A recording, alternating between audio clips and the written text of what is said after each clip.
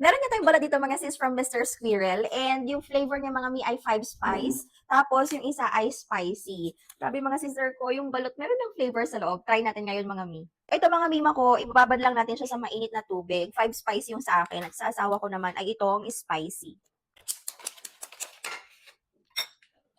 Cheers! Mama, wala pa yung ano. Nalalasahan ko yung mga spices niya mga sis ha. Pero yun, balot pa rin naman talaga. Dito, hindi ako kumakain ng ano, bibigay ko sa asawa ko. Dito ka na, lab. Ano? Ay, meron pang sabaw.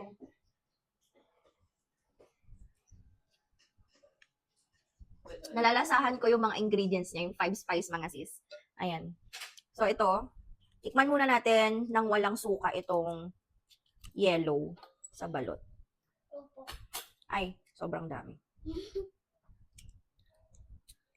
Hindi na pwede mahati yung mga kasi Ayan, tikman natin. Grabe, ang amazing. Paano nilang naipapasok yung mga spices dyan sa balot na yan, mga sis? Pero kahit walang suka, mga sis, ang sarap na niya. Meron na siyang flavor. Pero dahil favorite ko yung sukang manyaman, ayan.